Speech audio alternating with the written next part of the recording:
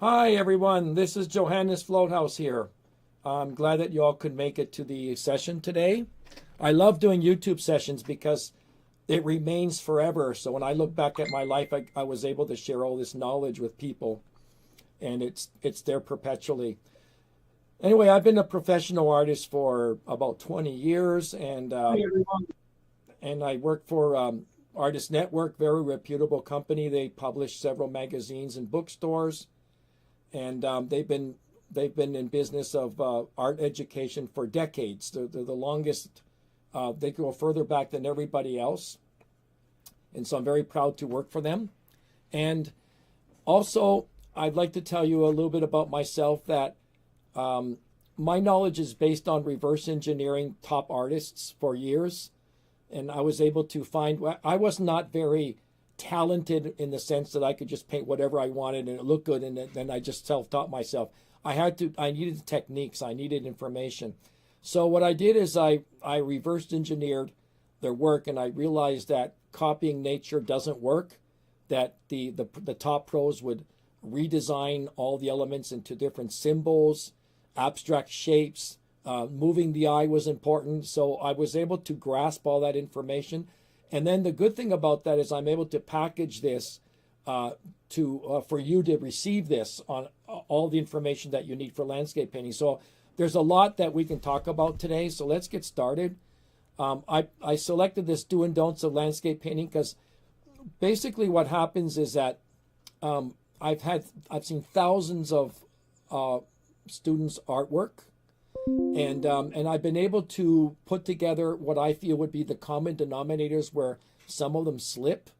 And so I know where the weaknesses are to build on. So that's what I'm going to talk about today. We're gonna bring out what is normally a weakness. Okay, so let's go from the first point here. One of the problems that we have is to create things that look three-dimensional on a two-dimensional surface. That's our big challenge. How do you make things look like it's reading that you're going all the way into the distance? So one way is that when it comes to buildings, animals, vehicles, when you show one side of the building and then the other side, one being lighter, one being darker to the building, it gives you the impression that it's 3D. So that would be our do number one, would be position buildings at a 3/4 angle to add depth and avoid a flat look. Here goes the second slide here. These are all my paintings. Keep foregrounds uncluttered for a stronger composition. This is important because photographs will not necessarily cooperate with you for that. Photographs or nature doesn't care about design. It just expresses itself in its own way. But one of the things that we need to do is to keep the eye from being distracted in unnecessary areas in the paintings. So one thing, contrary to a lot of beliefs, people think that because things are closer, they have to be more defined. And that's a fallacy, because it's not where things are that determine where the detail is, it's where you're looking.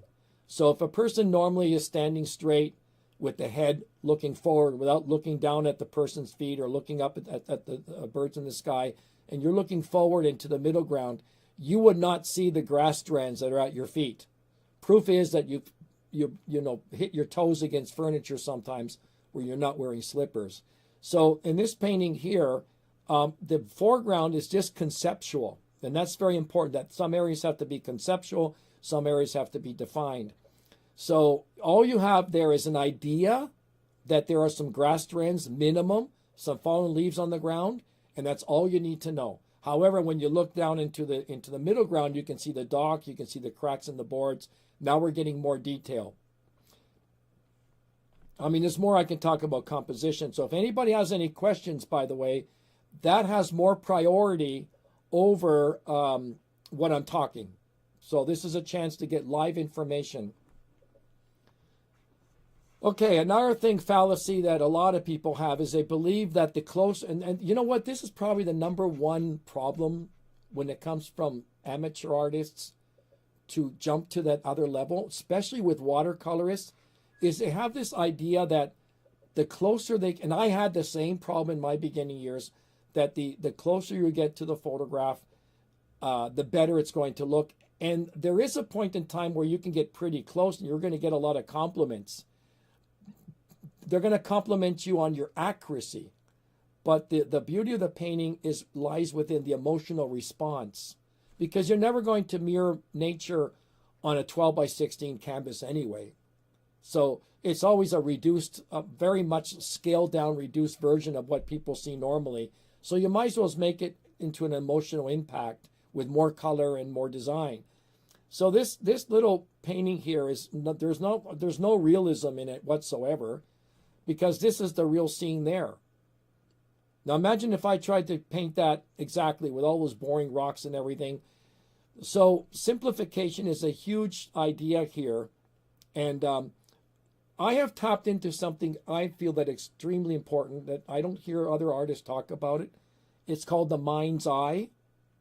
And I'm not going to get into detail today, but that will be starting tomorrow in my regular classes about how to appeal to the mind's eye and somehow engage the viewer into looking at your paintings, but not so much by seeing them but participating in them.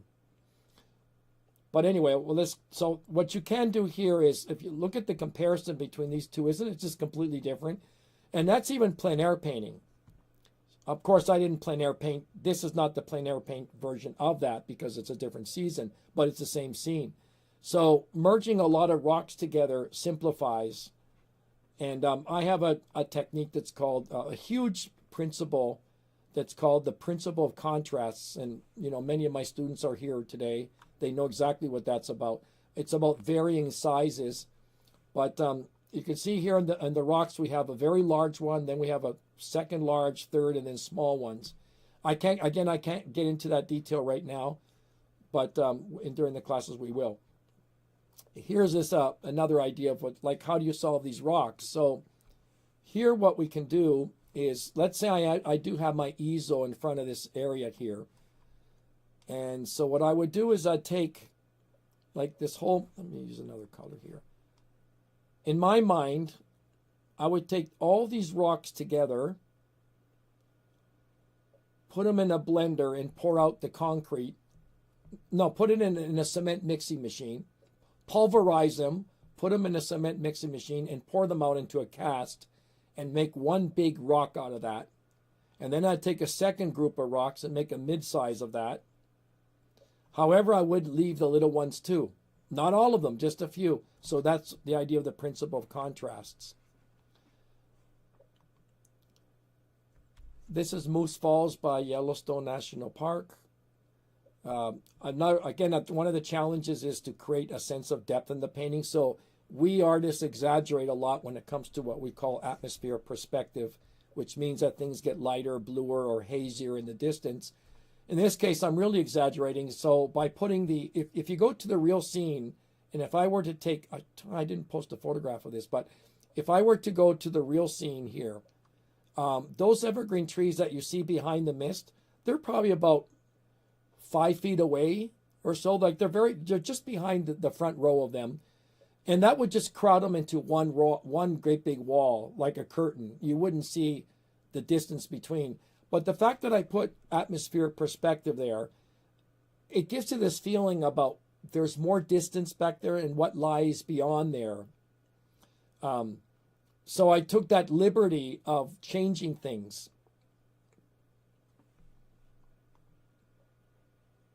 Combine soft versus hard edges and shape contours. Again, this is something that you probably won't hear of out of my presentation today.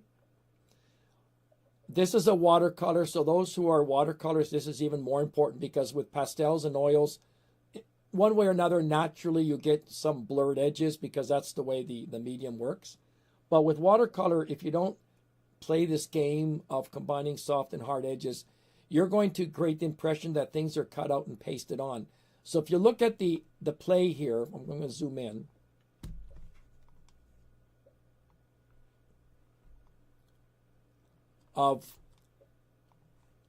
You can see that the top of this evergreen tree is soft edged. Why? Because it's approaching the top. And then as I go down, you can see it's harder edged. that's a magnificent technique when it comes to watercolor, because you're painting the way the eye anatomically sees. Nobody can see an evergreen tree with equal focus at the same time. So the part that gets blurry is somewhat going to detract you from staring at it, and the part that's hard edge is going to attract you to stare at it. So I focused the hard edges where the eye would be looking forward naturally in a straight way, and this enters into the periphery of your eye, which means it would go out of focus. So in a lot of my teaching is based on not paint what you see, which is very misleading, and I have a big issue with that statement, but it's paint the way the eye anatomically sees is what you want to learn about. Now here's a definite exaggeration of color here. There's no way you're going to see these kind of purples and oranges and pinks. But the idea is, those who like my work, for me, I think a painting should be a poetic, a lyrical truth, not a literal truth. So adding these additional colors that you don't see in nature really give a lot of flavor to the painting. So purples is one of the most beautiful colors that you can add, especially to rocks. And so another thing is called principal contrast, where you have a gradient plane where you get some oranges over here, and then as you go up on the scale here, it gets lighter and cooler. So one thing that you can keep in mind, if you like every inch and a half or so, if you can vary your colors, you're going to have a lot of richness in your painting, which means even in one evergreen tree, you go from the brown to the green. You can see in this evergreen tree there's a little bit of ochre at the top, and then it switches to green at the bottom. Another thing here is that you do the same thing with grass. For instance, you go from, there's a hint of green grass over here, and then it eventually becomes a golden kind of grass. Now this concept here is so big. It really separates the pros, the minor league from the big league, the professional league. It's something that the illustrators of Disney, Nickelodeon, you name it, Pixar Studio, they do that a lot. Gradient planes, which means something is lighter to darker or darker to lighter, warmer to cooler or cooler to warmer, or any combination of that. It's a fantastic technique that can add so much to your painting, and I hope that if this is the first time you're visiting us, you'll see the value of this, and you're going to want to learn about it. It completely revolutionized my artwork when it came to me as a eureka moment. So you can see that this is everywhere, the gradient plane. For instance, over here we have cooler, like a blue-gray, and then gradually, note how it goes. There's a little bit of a touch of red over here, pink, and look how it gradually gets to the warmer color. That also creates a sense of depth, not to mention tremendous interest on that one side of the barn there. Let me take this off so you can get a better look at it. Oops, I took the whole thing off. Okay, doesn't matter. Next one. Here's the more examples of gradient planes. That was the same waterfall that you saw earlier from a different angle and many years after. The complete poetry of the place now. As I've evolved as an artist, I've been walking away from realism and going more into the lyrical poetry of art. And I think that there's a lot of professional artists that want that. They want to paint like that. I keep hearing them say things like, I wish I was looser, or I wish I could be more, suggest more. But the idea is to give the person the feeling of the place. You know, you can see all those colors on the rocks that you'd never see in nature that add so much interest. That's a gradient plane. Another example of a gradient plane is this one here. Even with snow scenes that you'll never see in nature, is you have like a blue-gray over here, and then gradually, by the way, watercolorists, did you know, I want to say this to watercolorists, the big magic that happens in watercolor is the way you load the brush. It's not even the way you move the brush necessarily. It's the way you load it. There's something that happens on the palette that if you do it the right way, when you start adding the colors are going to spew out. For example, over here, I really want to share this with you. So when we do our watercolor next course, I'm going to show you the magic of the palette. And by the way, I'm writing a book precisely that's going to be published worldwide in bookstores and in Amazon. It's step-by-step watercolor. But this here is where the trick is. That little play of color where you go from blue, a little bit of orange, a little bit of pink, and that is and then back to the orange again here. That is done by just loading that brush in a special way that the moment you put that one stroke on, without playing with the medium, one stroke, one big large stroke, and those colors are just going to spit out of the brush automatically. I remember my first classes, I was mesmerized by my watercolor artist teacher. And I was looking at what he was painting, and I felt that I couldn't do it until I stopped looking at the brush on the paper and I looked at what he was doing in the palette.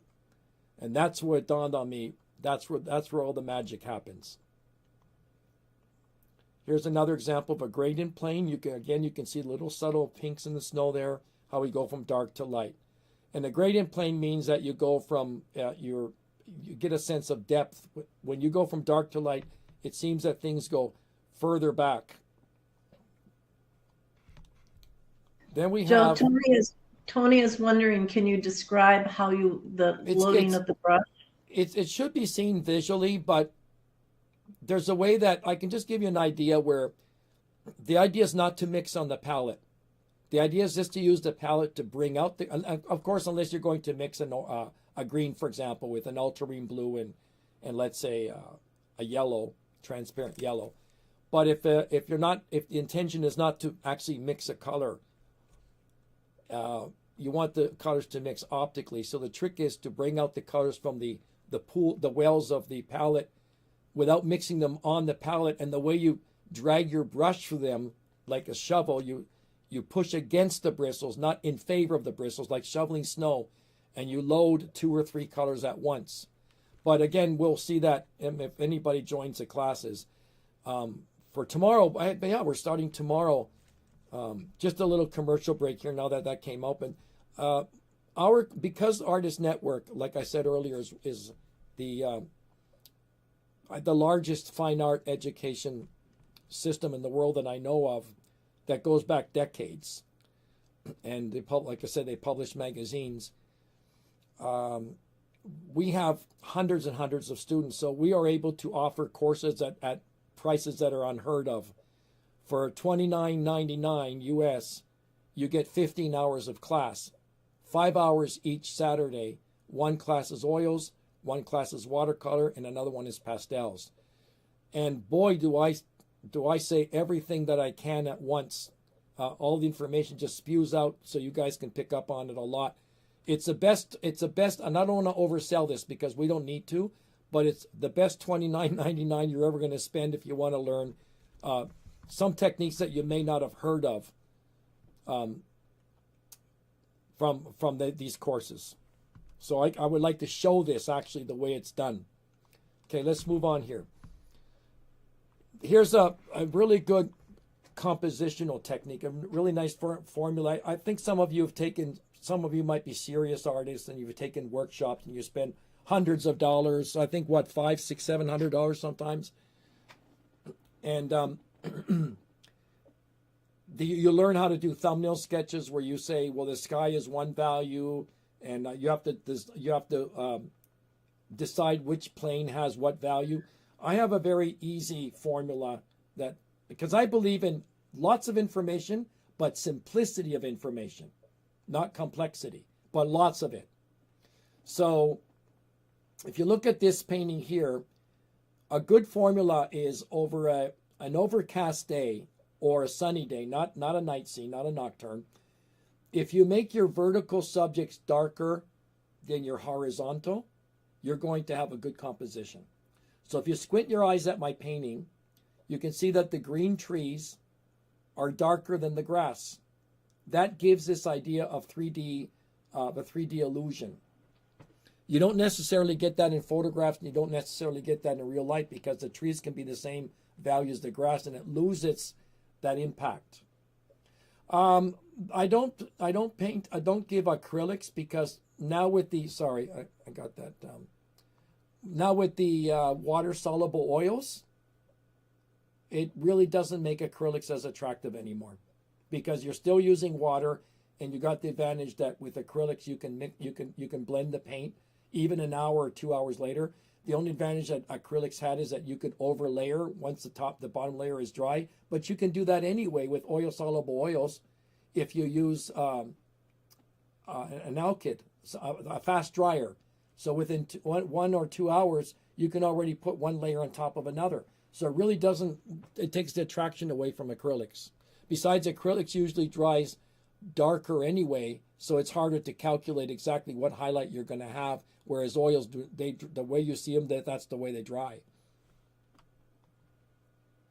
But anyway, if people want to take classes with acrylics, that's fine because it's the same handling as oils anyway. And a lot of my classes are not necessary, except for the watercolor, is not necessarily that much about paint application because that's a given. Except watercolor, we need to learn the really how to do it. But it's more about what makes the painting work, how to create these symbols that are attractive, how to represent nature into a symbolic, poetic way. Okay, so here's another thing. Green grass is very common in nature, but it's a color that either is very acidic if it's yellow-green, or it's too cool of a color to be agreeable by a lot of people.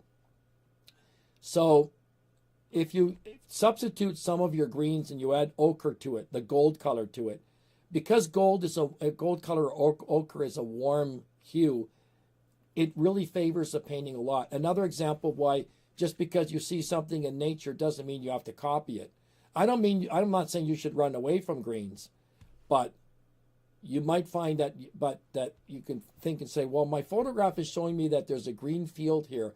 But what if I were to make it look like it hasn't rained for a while and I add a little bit more ochre to it? You'll probably find your painting to be much more agreeable that way.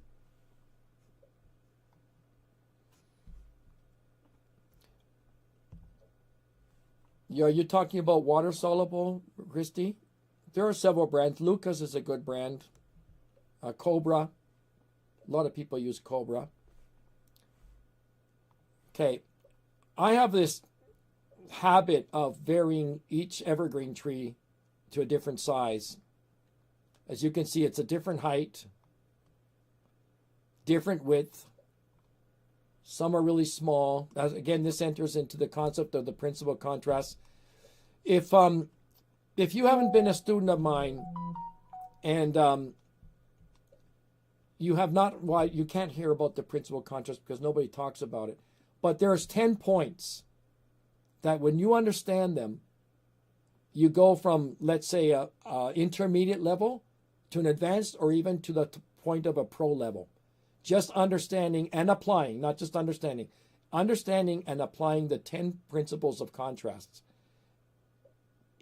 I hope that some of you who have not taken my class will, because you're going to see how you're going to say all those aha moments where you're going to say, oh my gosh, no wonder that's exactly what I was missing all these years. Now it makes total sense. But anyway, within the principal contrast, if you vary the sizes of things, you go from like a Goldilocks, mama bear, papa bear, kitty bear, that already creates a lot of interest in your artwork, among other things. But there's evergreen trees is very easy just to imitate those and create them all the same size.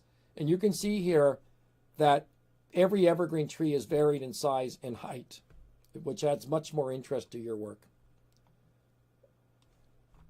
Now, another misconception that people have is they believe that the more light or the more warm color you put in the painting, the better it is. Because, you know, a light bulb in your room is better than 5 candles, right? You can see better. Yeah, it doesn't work that way with paintings, though. Because the subtlety of that little bright light there that I got at the top of the waterfalls sings much more than if I had put the sunlight over all the waterfalls. I can guarantee you that this would not stand out anymore in a pleasing way when you clutter it with all the light. And that same thing applies to snow scenes, that when you paint white snow everywhere, the only thing you're doing is you're creating boredom, because it's void of color. So it's like a song with a big gap of silence.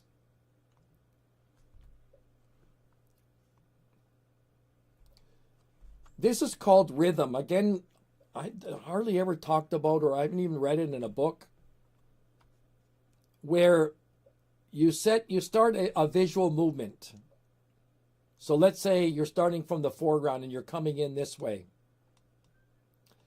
And the trick is to line everything up in that same rhythmic movement. So if you notice, all the crevices of these rocks are going into one direction. They're all lined up. Maybe there's a little bit of a contradiction here. That's just so it doesn't seem like it's so obvious. And then this line goes that way, which is a converging rhythm. And so that viewers are very pleased when you start an eye movement, an eye pace, and you continue in a very subtle, slow way. The eye movement all goes into one direction. They find that to be very favorable. And then, of course, what I'm doing with the rocks here are little magical, like Kentucky Fried Chicken, the secret spice. Purple. Purple, color that you never see in nature.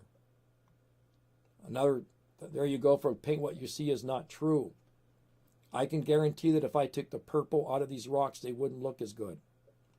That's a little magical spice there that you add. Purple. Purple. See, I only have about an hour and a half or so. So I'm trying to throw the most important things to you that are easy to understand, and that you can start tomorrow or even this afternoon in your paintings to improve them. When it comes to choosing, another thing I've noticed, and I've done thousands of critiques. Again, I've been working for Artist Network for almost 14 and a half years. And I've had over 30,000 artists, students, even more. And I've seen hundreds and hundreds of submissions of critiques.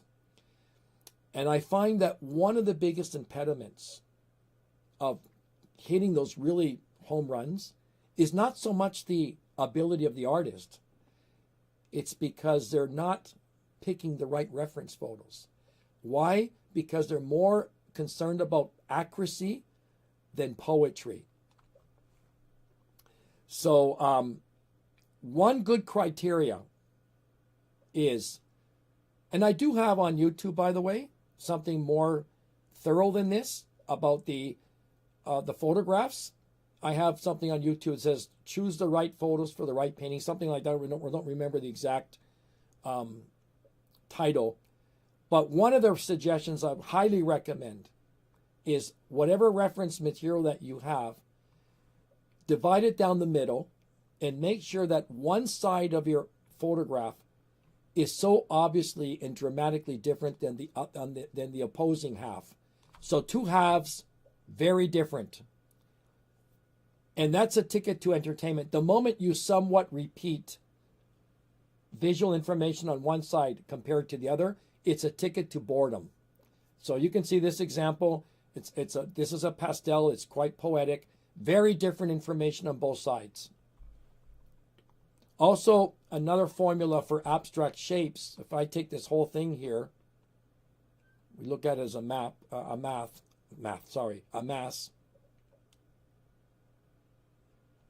And we want to divide it down the middle. There should be two dramatically different sides to the shape as well.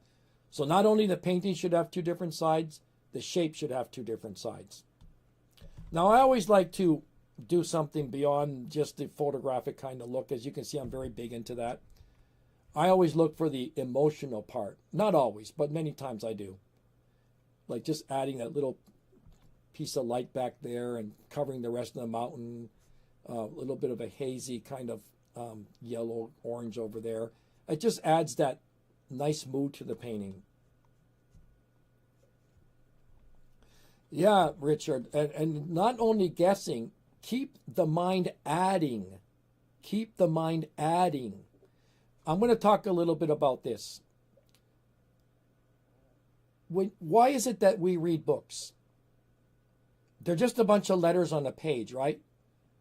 If it were solely about reading, it would be so boring. It would be like reading a scientific journal of something, of a matter you're not even interested in. But if you're reading a novel, what's happening is that the mind's eye, and I refer to that a lot in my classes. The mind's eye, your mind is adding to the scene. So if you're reading, let's say, a page, your mind is starting to wander. You're actually daydreaming as you're reading the words, and that's why it's so entertaining. Now, imagine if you can do that with a book. Imagine doing that with a painting. You got even more of an advantage. You throw some information at the viewer, preferably very simplified. No need to document, no need to detail. Just throw some minimum visual information to the viewer and let the viewer's mind take over and start to add into the scene. Things like I can put my feet into the water, I can take my dog for a walk there. You're going to see when you start getting compliments, they're going to when they start saying things like, "Oh, I could that reminds me of this," or "I can feel this." When you can appeal to the mind senses, not only to the mind's eye but the mind senses, you know your painting is going to be successful. But anyway, the reason I picked this photograph is that a lot of people have studied and they learned that a visual path normally starts from the foreground, which I do have here. But guess what? That's not the only place where you start a visual path. Do we not read from left to right? Yes, we do, correct? Which means that also your sky should be used as a visual path. So if you look at the organization of my cumulus clouds here, how it's bringing us into the painting towards the center. That's always left out of books. Now, talking about going beyond the norm, what about this? Add special effects to make your painting stand out. How about lightning? How often do we see that in a painting, huh? What about that one for the lightning? I put two of them with lightning there.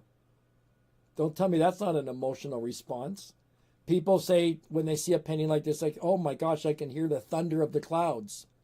See, actually it does. Your mind starts to play with the scene. That's the way the mind entertains itself. We do it subconsciously. Well, here it is. Prioritize emotion. Realism is secondary. You can see I'm very big at that.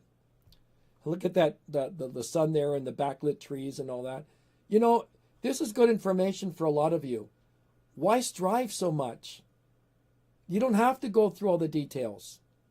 You can do something within about 2 or 3 hours that can be very successful. I don't want to boast that much, but I've won awards just out of simple things like this. And we're talking about some major awards. Just by doing something that I could have completed in 3 or 4 hours rather than taking weeks. Okay, again, this is a neat little technique here. You can see that. I'm sorry, I don't want to really sound like I'm boasting, but I also have to put my credentials on the table if the objective of this YouTube video is to bring people into the classes so that you feel confident. But I try to keep it to a minimum. Here you can see that, again, we got the visual path coming in here, and then this cloud is going this way. Because the idea is not to exit the painting from the side unless you have a reentry. So a lot of success, by the way, not only is it in its emotion and the principal contrast, the other big deal is how are you moving the viewer's eye? Moving the viewer's eye is much more important than making things look real. So I'm creating a nice, delightful eye movement here, slowing the viewer down on a roller coaster ride, and then coming back in here like this to bring you right to the focal point. Now, most people you're not conscious of that unless this is your profession or it's a hobby that you've really taken seriously. I always make it look like this. I tell my students, this is like an MRI. What we do when we look at paintings is we break it down to look inside the body, the anatomy of the painting, what makes it work. The viewers don't have to worry about that. They just enjoy the painting, and many times they don't even know why, but they do. But we know why. One of the biggest answers is move the viewer's eye in a slow, delightful way is a huge formula for success. So I've created 4 lines that are like the strings on your guitar. All my students know what I'm talking about right now. 4 lines that if you add those to your paintings, it's going to solve so many of your problems. It's called a graceful line, a melodic line, interrupted line, and what I call a what's the name of the one? I got the word slipped my mind. What is it, Jude? Again, the pendulum line. Pendulum line. Yeah. So here's another example of a painting where you have an entry in the foreground nice and relaxed. Note that all the detail is over here. That's where you want the eye to go. You want the eye to go well within the depth of the painting. So the foreground is only our entry point. We follow this delightful visual path here. Exit, but we come back in again. We climb up here. Look at this shadow. Is designed specifically to move your eye. So you're going to ask yourself, well, what do I put here? How do I put my grass? It's not where you put your grass. It's how you put your grass. So I organized the grass to go this way. Bring us right to our focal point. By the way, I make a distinction between a focal point and a focal area.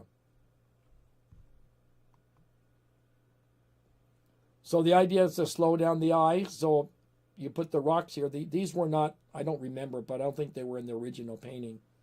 Here's another principle of contrast. Look at that gradient plane over there. From lighter to darker as I advance this way. No need to depict grass strands. You just need a few to tell the story. Another example of coming in, exiting, and coming back out. Exiting, coming back in again, following this all the way up here, and then you get to the focal point. Here's another suggestion. Avoid overusing yellow-green hues. Too much can result in garishness. In nature, we see a lot of acidic yellow-green, especially in the summer. And you try to paint those, you're going to run into trouble. So these very bright, garish colors look great when you reduce them, not when you increase them. So I only devoted a small section to that, and you can really feel the glow of the sunlight because I'm holding back rather than adding.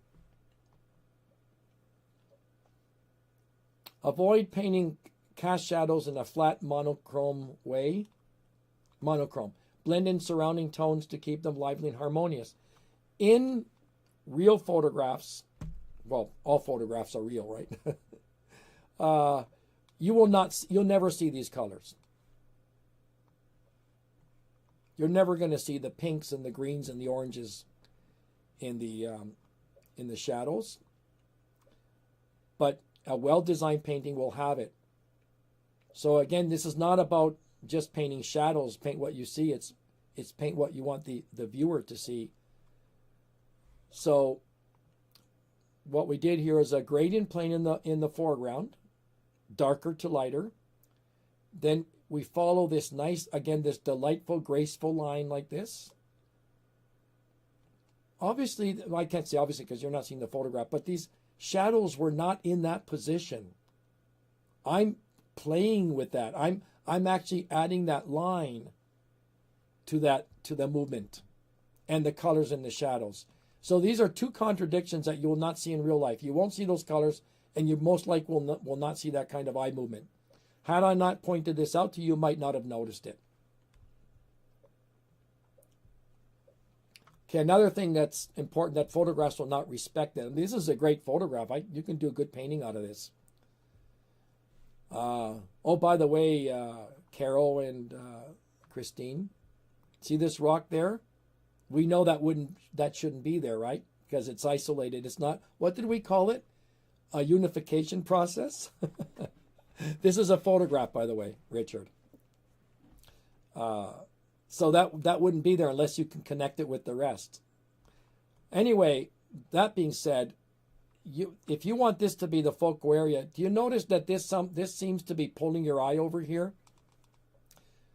So there's a big concept that I also talk a lot about in my class. It's called painting the way the eye anatomically sees. By the way, I do have a book out already about composition called Landscape Painting Essentials. It's been published since 2015. You can get that in Barnes & Noble and at Amazon. It talks several of these things that I'm talking about. Oh, thank you, Richard. That's nice. It does go into more detail what we're talking about here, so you want to get that book too. But one is that there's more of an explanation there about paint the way the eye anatomically sees, which means that we take distractions away from the sides and the bottom of the painting. There's a reason for it. It has to do something with the rods and the cones and the phobia of the eye. I'm not going to get into detail, but the idea is that your painting should simulate the focus of your eye and the peripheral vision of your eye, which is blurry. Photographs, here's another mistake that a lot of amateur artists make. They take the picture, but the pixels, 16 million pixels, are equally distributed amongst the cell. Every pixel, far apart from each other. But that's not the way the human eye cells work. There are more concentrated cells, eye cells, in the middle part of your eye, and they become more sparse or more dispersed as you withdraw from the fovea or the center part of your eye. It becomes blurry. That's why you can only read one word at a time. Now, if you design your painting to resemble the way a camera takes a picture, it's artificial. What you want is your painting to agree with the way the eye naturally sees. In other words, an area that's in focus, and that does not necessarily mean the focal point. Let's not confuse those. Versus the, where am I? Yeah, so the painting should simulate or resemble the way you see. An area that's in focus, usually the middle part, and then things should start to get more blurred until they get conceptual near the edges and at the bottom. Okay, more talk about this. That's a nice photograph. Too bad. Too bad about the lines though. So another important concept is do not rush the viewer's eye in a painting, no matter how much it resembles nature. Remember that nature, this right from here to here, you can probably play soccer in the summer. You got huge distance from one place to another in nature. But in a painting, you only have, this will probably take up maybe 3 inches.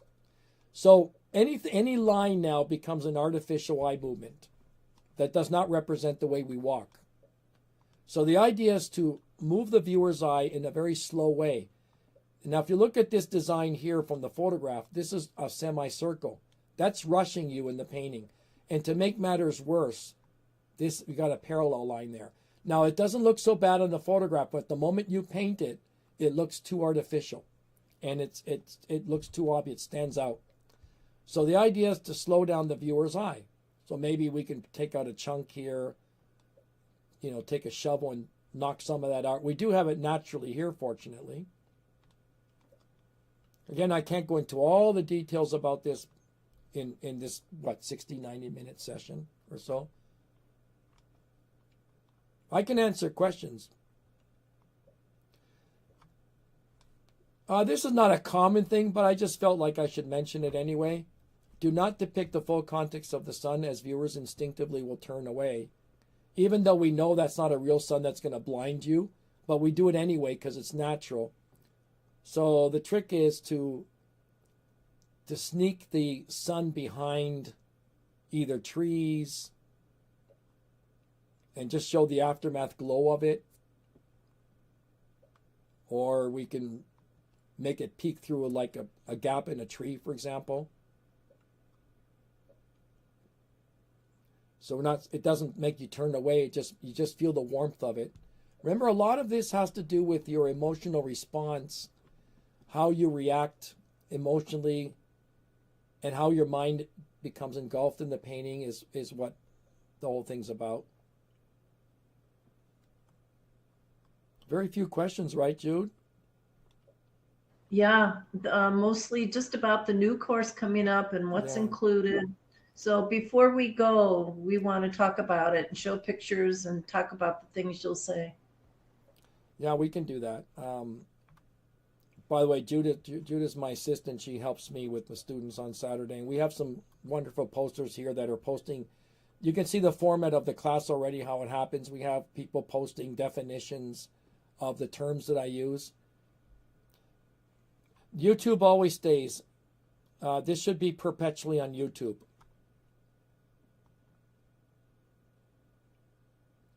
Look at Jay putting there, deceleration of the eye. Don't abruptly stop the eye flow. See, my students understand this very well. Yeah, Joe has a great team assembled to help him because while he's teaching, he's painting. So all of us are there to assist him. And we also cover every detail, composition, color harmony, how to paint in watercolor. I mean, we give every detail. There is nothing hidden in these classes. No, there's no holding back. Honestly, I really would feel sick in my stomach if I were to hold back information for either people to keep on coming back, or because I'm concerned that they're going to match my level and then they're going to compete with me. I'm not. I don't think that way. I know others do, but I don't. Somebody just talked. I just picked up on someone about the whites. Let me give you a few examples of that. We're good with time. I like to put this all the way through the 90 minutes if possible so I can slow down a little bit. Sometimes I rush. But then we're going to address the white part. Can you read that out loud there, Jude? I missed it. I just saw it scroll by very quickly. It's you have a paint. How do you painting light? I have problems with too much white when I paint light. Okay, so let me address that. It seems like a lot of pros know this. That I did get from reverse engineering, the top guns. You know, artists like Clyde Aspavik, for example. So I've learned over the years that when you reduce the amount of white in your paintings, it sings better. So you can see that I only added that I put the incoming foam that's rolling over the beach. I darkened that on purpose to reduce the amount of white present in the painting. That's a watercolor. So because I reduced the white there, it's limited and it sings better rather than cluttering it. I'll give you some more examples. That's a very good technique for waterfalls. When you only address the top part of it. Let me see if I can, or even a seascape, for example, this one here. You can see the white again is just bits and pieces. The complete foreground is in shadow, and that way it shows better. Another one here, you can clearly see that. And want to get your snow scene. Yeah, that's why this snow scene is done that way. Let me bring it up to. Yeah, remember, whatever comment or question you have, I'm going to capitalize on that. All right. Let's. We have another question, Joe, Great. by Colina. Just wait. Keep it cute. Let me address this first, so we do one thing at a time. Okay. Now, this original winter scene had a lot of white on it because it seems like the sun was at the very top. But again, I know that white is a note of silence. So look how I play the game. Over here, I connect this. I don't know if you've ever heard about the null tint, but null tint for me also applies to the light, not just the darks. So I focus my light on this area alone. In bits and pieces over here, this is a little bit just to grab our eye over there. But most of it's blue with combinations of oranges and reds and blues. Look at the amount of colors on the snow, by the way. You can see purples. You can see reds. I mean, very subtle, of course, oranges. Like you can see a little touch of orange over here. There's some pink in there, some blue over here. Keep shifting. Again, when it comes to watercolor, the secret is how you load that brush and let the colors mix together on your paper. But by the reason I do that is because the sun hits this at a 90-degree angle, and whatever any angle that is a 90-degree angle is going to get the full blast of the sun, gets 100% of the sunlight. So that little trick is that you reduce it that way for it to sing more, to stand out more. So this is very typical for snow scenes that many pro artists, I'm not the only one, many pro artists do that. That's a common denominator. Here's a really good example of that. Only the sides, only the 90-degree angles are getting the full potential of the light, so it sings better. The whites are, they pop out better that way. Okay, let's move on. Are you ready for your next question? Oh yeah, sorry, I forgot about that. Go ahead. Colina is asking, can you rant on how darker objects weigh more if they're in the upper part or lower part? Were objects what? How darker objects weigh more. Way more. Oh, you're talking about pictorial balance. Yep. Yeah, it's not the, okay, there's a concept called balance. It's not only balance of weight, it's balance of color, balance of value, where you don't want to have 50-50 because it looks too manufactured. The seesaw, you can use a seesaw as an analogy for that one child is heavier than the other. So the seesaw should be a little bit off the exact middle point, the level point. So just for interest, so when it comes to balance, I'll just talk about weight balance now. It's not the size of an object or an element that you put in your painting that makes it seem like it's sagging. It's how dark it is. So I can have an evergreen tree that's a deciduous tree that's a 100% mid value, and on the other side of the painting I can have a rock that's a dark value, and the dark value, the rock of the dark value, is going to make the seesaw go lower on that end. So the value, the amount of square inches of dark value is what adds the pictorial weight, not the size of the object. I hope that answers your question. Now, obviously, if you bring things closer to the middle, so here, actually we can use this as a good example. If I move this, if I crop that like this, let's say I do want to copy that darkness of that tree. You won't notice it in the photograph, but it will show up on a painting. We're going to have that feeling of sagging, that the right part is going to fall down. So obviously the closer I bring it to the middle where it starts to balance a little bit better. So that would be better right there as long as it doesn't go dead center. But the reason I'm presenting this photograph is that evergreen trees are a trap that even many top pros seem to fall into that trap. One way to assess, here's a real neat technique. One way to assess if a shape is going to work in a painting, because nobody has a problem with the shape in the photograph. Nobody second guesses a design when the photograph takes it. It always happens in a painting. So pretend you take a great big bed sheet and you throw it over the tree, and as it accommodates over the boughs, all the little sharp balls here, you're going to have a visually implied triangle, no matter what you do with it. And what makes it even worse is you have a line that's very monotonous, which is a zigzag line.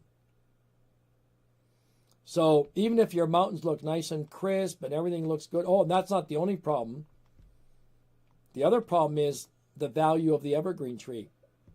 Because it so happens that when you aim your camera meter here, that's got more light. So when you press down on the shutter button, the little sensor in the camera is going to say, if it could speak, oh, there's a lot of light there, so I better open and close my aperture very quickly so I don't lose that light. The problem is that this one pays the price because you're not keeping the aperture open long enough for the correct amount of light of that evergreen to come through. That's a big mistake that a lot of people make. They assume that the photograph is going to be faithful to the scene because it looks realistic in the photograph. But I can guarantee that if you were to take the photograph and print it out and walk to that scene, that evergreen tree would not be that dark. The eye doesn't work that way. The eye's got more of an option. You can see bright lights and darks at the same time. Because if I if I open the app, if I snap the shutter button here, the aperture is going to stay open longer. It's going to give me the true reading of the evergreen tree, but then all this is going to be bleached out and it's going to turn out to be white. So you can't trust photographs. So those who paint from photographs, I'm okay with it, but be well trained if you're going to do that, so you don't fall for those traps. So this whole thing would need restructuring. To begin with, just as let's just go like the composition of this one. My book, Christy. Christy's asking what books are best to start with for composition. Landscape Painting Essentials. Period. Okay, but let me give you a little bit of composition now that we're at it. There's something that's called mass planning. So the first thing you do is you have a limited amount of retail space to put a painting, correct? You got so many square inches. And the way you budget that is very important. So in this case, do I want to have the amount, I want these mountains to look bigger and more majestic. I won't be able to do that if my sky is hogging up all that space, all the square inches. So it's called mass planning. I can't get into a lot of detail about that for obvious reasons. But I'm just going to show you what you can do with it. The moment I do this, it's more than just cropping. It's about mass planning. I can still go further.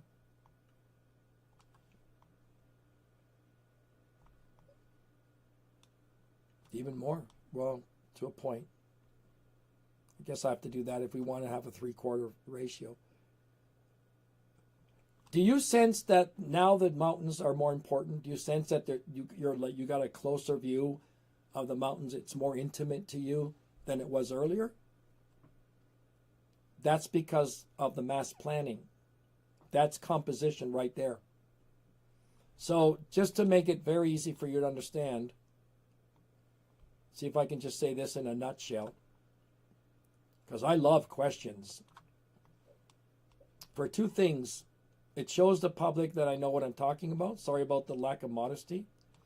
And second, that if I don't know the answer, that means I'm ignorant and I'm going to have to research it.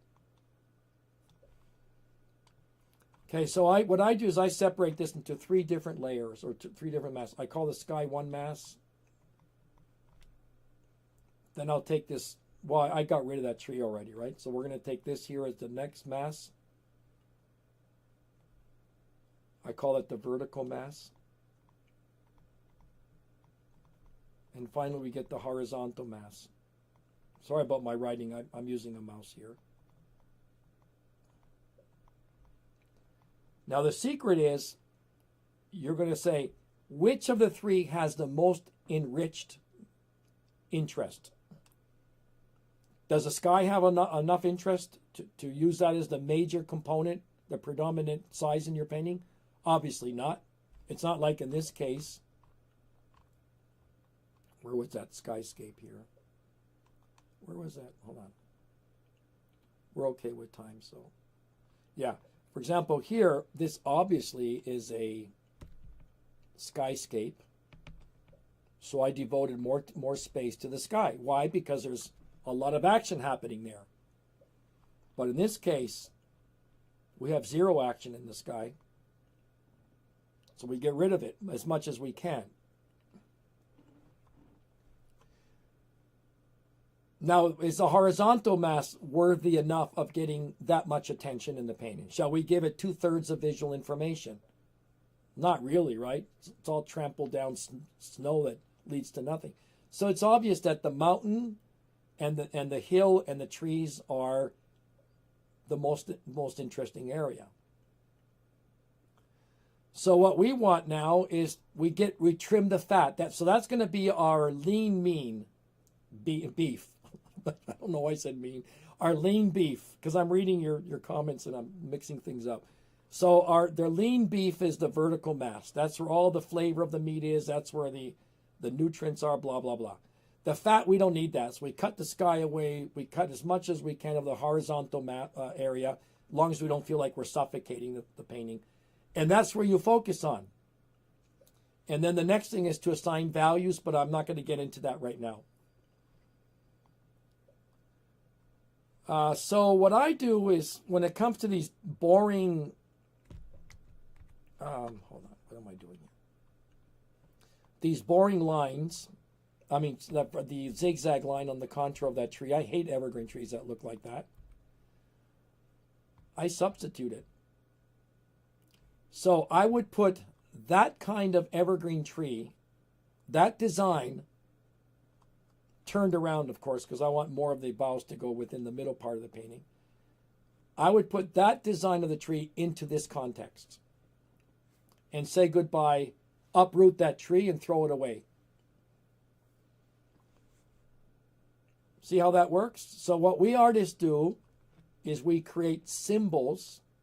We have like a Pictionary of symbols that we have up our sleeve, that the moment it requires it, we put it in the painting and ignore what's in the photograph and substitute it for more beautiful designs.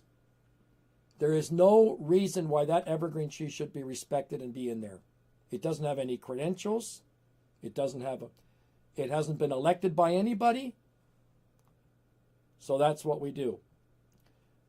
Or you can completely revolutionize a line altogether and say, let's say, for example, that this evergreen tree was in Yosemite National Park on the left-hand side.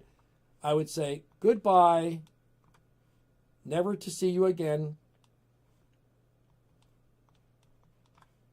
And that would go for this one. Now, this is what I call a pendulum line, which means, again, remember I mentioned earlier, what counts the most is eye movement, or eye pace is the number one component in your designs. So as long as you're rocking the eye in a very nice way, your painting will be successful over any sense of realism. How you design your lines is way more important than how real or how accurate you get. Okay, another thing, spotty flowers. There's something I call pixelated. That, this is a nice photograph, by the way. I haven't painted it yet, but it looks really good. I'm getting into that I want to eat it kind of mode. But anyway, if I were to do this painting, there's no way I'm going to put a little dot there and a little dot there and a little dot there and a little dot there and a little dot there. I'm going to fabricate that in a whole different way. I'm going to apply the principle of contrast and create a huge grouping of flowers together, somewhat similar to this. Then make a smaller cluster of them, and make huge, large, medium size, small, and tiny clusters. Because the beauty is in the variances, not in the ... Because this is the only thing that's going to happen here is that your mind is going to go in overload processing visual information. And the more that you force the mind to process visual data, the less daydreaming, or the less the mind's eye is going to be involved in the process where you're adding on to the scene, like when you're reading a book. You remember this photograph. What would you do with that white building, Joe? It's just blinding. Well, the whites are reduced. Well, of course, what we would do here is a gradient plane here. If you're asking me, let's say this is a watercolor, I would spot wet that wall and then grab my raw sienna and load it that special way with a little bit of permanent rose and I would spot wet it. Some areas dry, some areas wet, and start to tap around to add color to that white, but yet leave enough white to make it look like it's white. The big concern would be about this, right, Jude? That line there.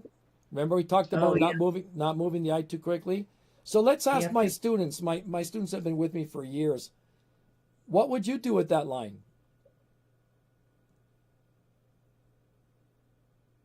They love to answer these questions, by the way.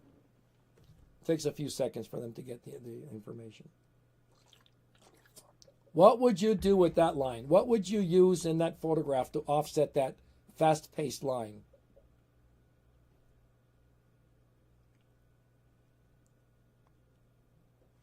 Oops.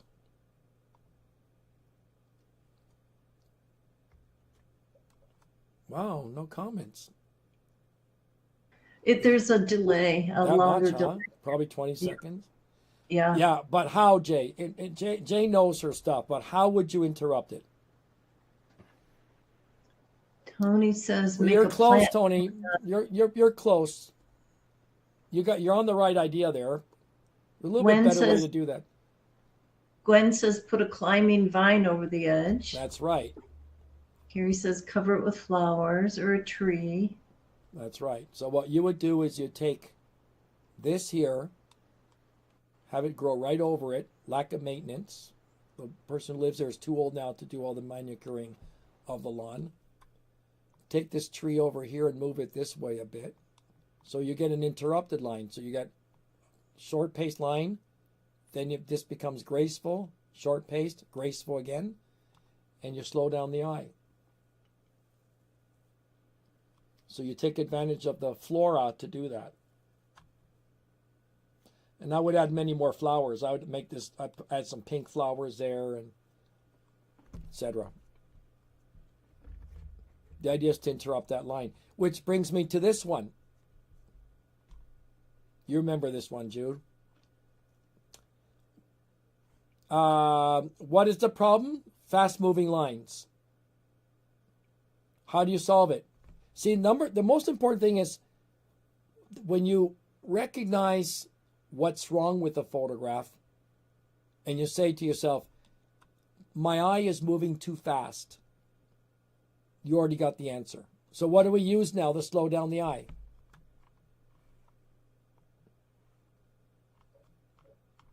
That's a question format.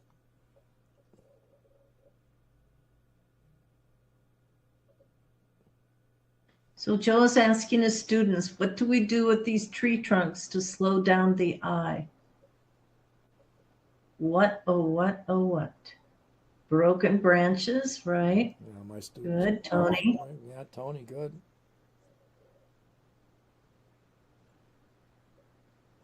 I'm looking for the painting, Jude. Cover the trees with leaves or cover the trees with leaves. You got it. That's You right. can add broken branches, the large, where a broken branch used to be, and it becomes a big hole-like thing. That's right. So all you needed to know, for those who are new, the concept that you wanted to learn from this YouTube video is, as an artist in landscapes, not even in landscapes, John Singer Sargent did it with people's clothes.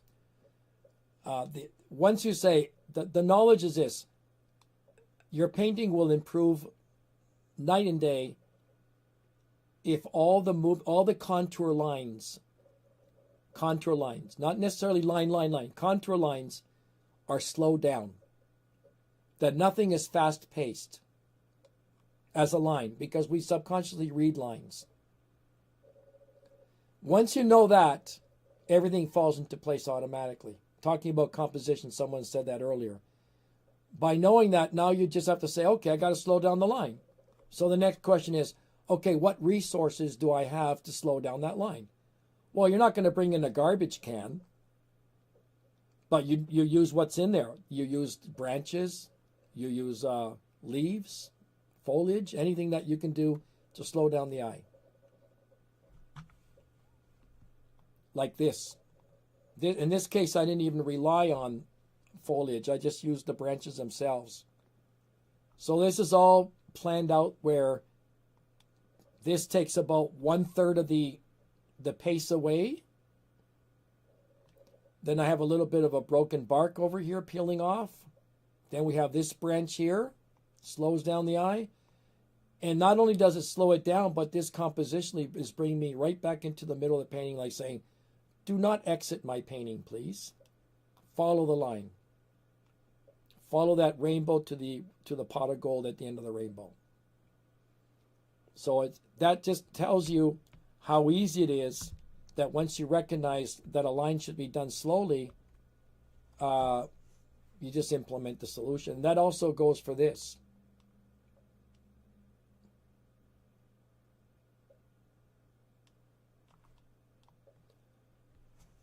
Okay, next thing is avoid fitting clouds too neatly like clothes in a drawer.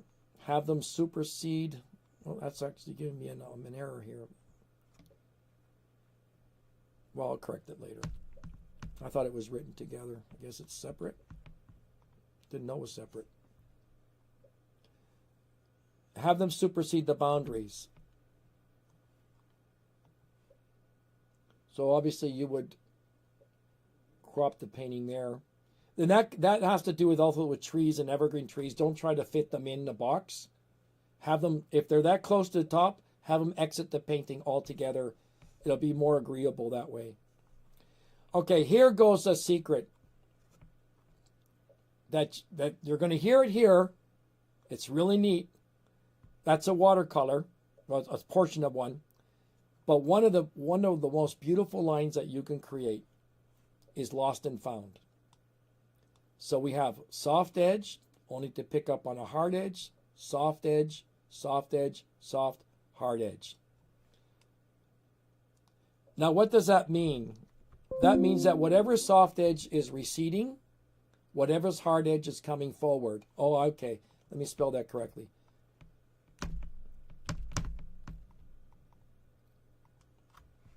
I lived in Mexico for 20-something years, so I don't have the 100% English. Spanish got involved. Thank you for the correction. Oh, now with an S? Okay. Well, I'm not. Anyway, so if you see that. No, a C, Joe. A C, Joe. Yeah, I got it. I got it. If you see this right here, there's a lot of technique just in that. It's called watercolorists. It's huge. It's called spot wetting. Not just dry, not just a hard edge or a soft edge like all the books and professionals talk about. No, no, no. You get the best of both worlds. You get the combination of soft and hard edges together by spot wetting. And I do that a lot with so many things. It just creates these delightful forms. We have it over here. This is out of focus. It somewhat dissuades the viewer from staring at that area. And as we come closer to the middle of the painting, look what happens. It becomes now hard-edged. So I group my hard edges in the focal point of the eye, in the fovea of the eye, rather than the periphery. Great. That's a huge application to do that. Foliage is a perfect opportunity to do spot wetting, soft and hard edges. I'm sure that if some artists are watercolors, you say, oh my gosh, that's right. I never thought about that.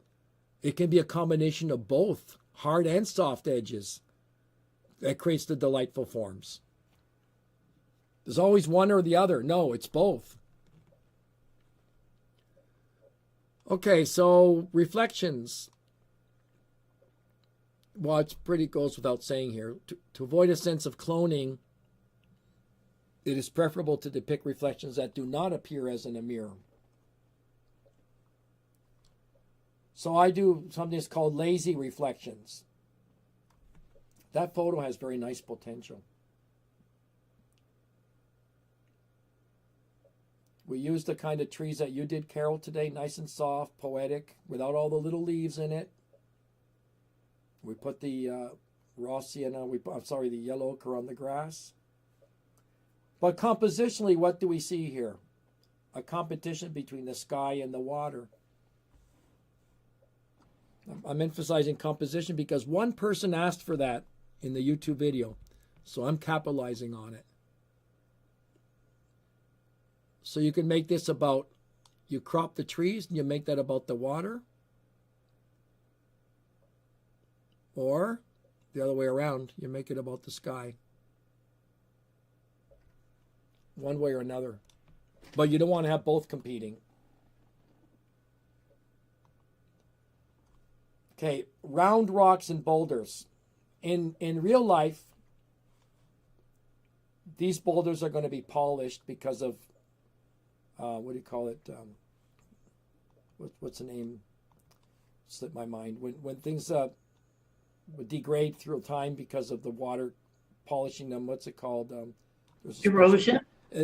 Erosion. There's another word. Well, they're rounded by the Yeah. waves. Erosion. Anyway, so when I see something like this, I already know that semicircles are poor forms. I don't care how much they are in real life, or how scientifically you're going to defend that. I don't care about science in my paintings. I care about the way it looks. It's a narrative. It's a lyrical truth, not a literal truth. So what I would do here is take a nail filer and create them into angles for sandpaper.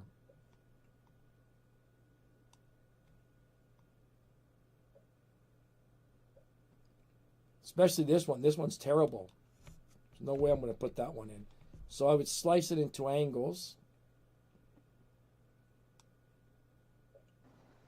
They look like a bunch of seals lying there. I know. It's the thing is, the bottom line is any semicircle in a painting, it degrades it, no matter how realistic it is. Except sometimes you can't help it. For example, here the foam, there's no way you're going to get around that. But when it comes to rocks, you don't need to make them round. Make them nice and angled. Designs is asking why. Why what? Why do you make them angular? Because I can't give you the exact reason for that. It just aesthetically speaking, round things are weaker in designs than angled when it comes to rocks. By the way, he's got the word design in his name. Yeah, yeah. I would have to demonstrate that. It would be nice if, if I put this on. If you, for any chance you join my classes starting tomorrow, I could, if you remind me, I can take this photograph and just work on it a little bit in Photoshop and create the angles on those rocks. And I'll leave it up to you to say, well, yeah, it does look better.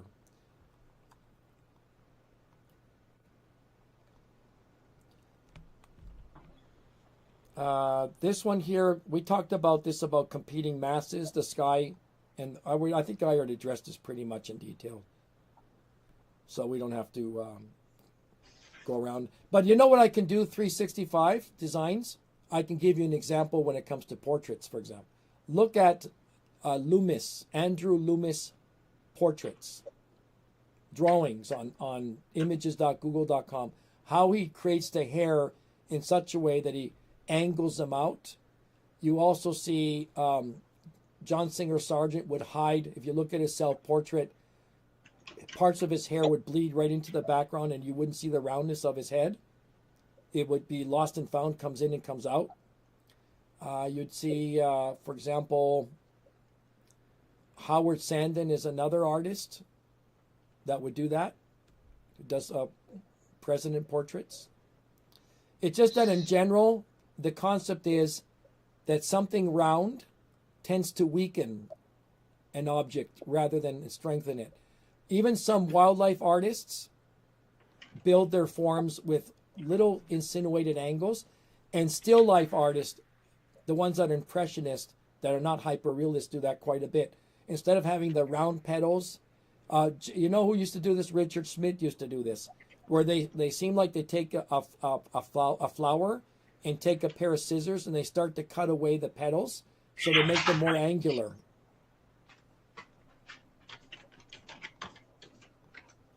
Okay, another thing is rebel against nature. Change natural symmetrical elements even if they are landmarks. So if you look at some of the real good artists in the Teton National Park, in the galleries, we know that the Teton peak is pretty much a triangle. Probably this is the Teton from a different angle. But it makes a terrible composition, no matter how recognizable it is. So we need to modify that, which I think I did over here. Yeah, see, I added more angles to this mountain here. It had a very similar peak than the one I just showed you. No, and then you know what? 365. I do a lot of my teaching is the why, but in this case, the only thing I can tell you is why. For example, why does a certain voice sound better than another? It's just that universally accepted that angular shapes are more attractive than round shapes. And the only way for you to understand that is to actually we do it. We actually do a before and after. One reason, Joe, would be the round shapes are very fast moving line. Yeah, that's true too. You got a point. I forgot to mention that. Uh, yeah, because if I create round shapes, the eye is moving faster. Than if I make it angular, it's going to slow down the eye movement. Yep, A rebel. precisely. Oh, I'm a big time rebel. You know what the worst compliment someone can give me? Your painting looks, is that a photograph? Oh my gosh, I'll burn the painting the next day. But if somebody says, I can sit on that rock and hold my husband's hand or my girlfriend's hand and look at the sunset, that's a compliment. Because now what I did is I stimulated the person's imagination. The person's going to daydream in the painting. That's what I want. Anyway, here's another example where this is a beautiful scene, very tempting to paint it, isn't it? Look at this, Jude. It's got the coming in line there from the foreground, the visual path. Of course, these are all monochromatic. We don't want that. But look how the mood of that painting is so beautiful. But it's got one great big setback. The mood, you need to put everything together for the painting to work. This is called the zigzag line. It doesn't qualify to be melodic. It almost is, Jude, but it isn't. Not yet. It's got to be having more straightening outs. For example, these three rocks have to go together. Fill that in. We would fix them. Yeah. Take this one out. In fact, I can do this with black. Hold on. Let's have a little bit of fun. Too much the same. Peak, peak, peak. Mm-hmm. Yes, Shade Tree. All of Joe's workshops are available to you. You can keep them on Artist Networks, or you can do what many students do is download them to their own computer and replay them. But you can always go back to Artist Network and stream them there. So yes, there is no number. You can play them 1,000,000 times. They don't care, and we hope you do. Right, Tony. You're absolutely right. They look like a bunch of screws on the table with their heads on the table and the sharp points sticking up. The way to solve that, not only that, we have a diagonal line that's moving too quickly. So you would have to slow that down. And then what I would do is I'll just take my finger, and of course where I'm going to soften the edge would be over here. I take my thumb and just rub that into a soft edge and just leave maybe an inch or so of those zigzags just to tell us that they're evergreen trees back there. Same thing happens to this. Look, this is a beautiful idea for a painting, right? A glacier. It's got that beautiful turquoise color to it. But look at the handicap of this. Speed, and then you got a triangle in here. So you'd have to devise. What I would do is I'd put a few evergreen trees up here like that and slow the eye down. Here's an example of a lot of white, somebody that brought it up earlier. I'm addressing it here. Waterfalls should not have too much bright white water. It spoils it. It looks like vanilla ice cream running down the rocks. And that's because of the aperture of the camera. For some reason, the person used a manual, took the picture, and there's too much light that came into the sensor. You don't have to buy a membership, Barb, to take my classes online. That's a separate thing. You get other things that you can download. My classes online are $29.99 for 3 Saturdays from 1 to 6 p.m. I usually go a little bit overboard, so it's more than 15 hours. And it's not lecturing. I don't lecture. Some courses are, but not the ones that are coming tomorrow. This is lots of hands-on demos.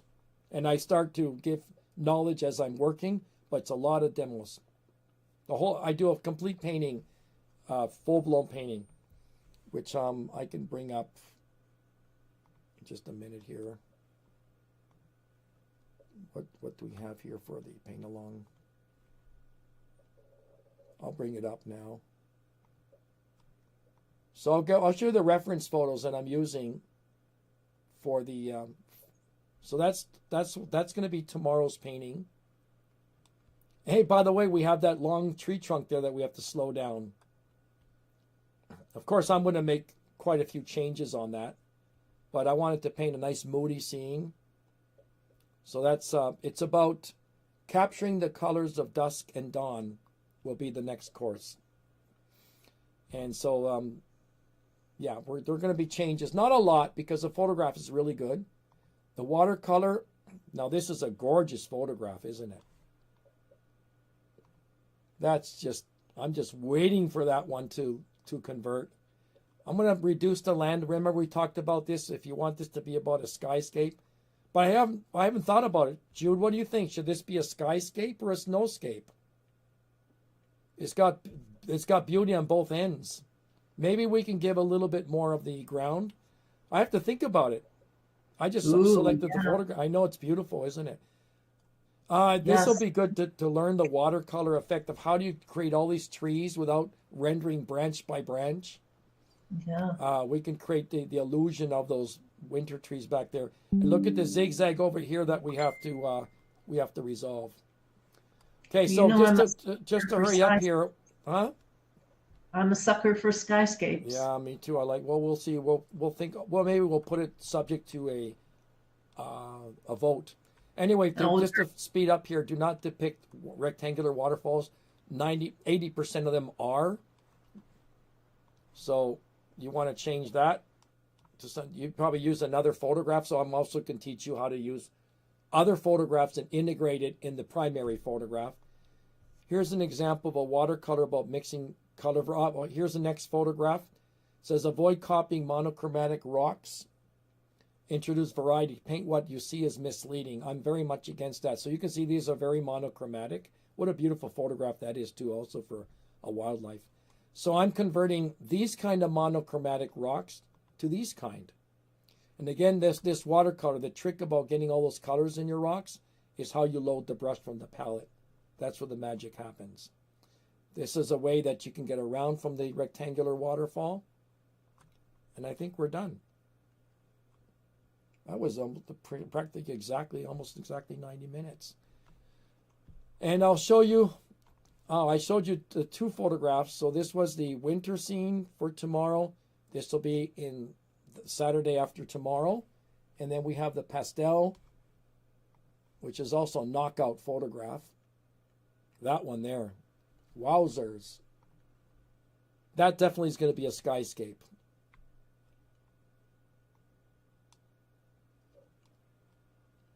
The clouds have to be reorganized a little bit because it's not really leading the eye. Again, you don't want to copy that.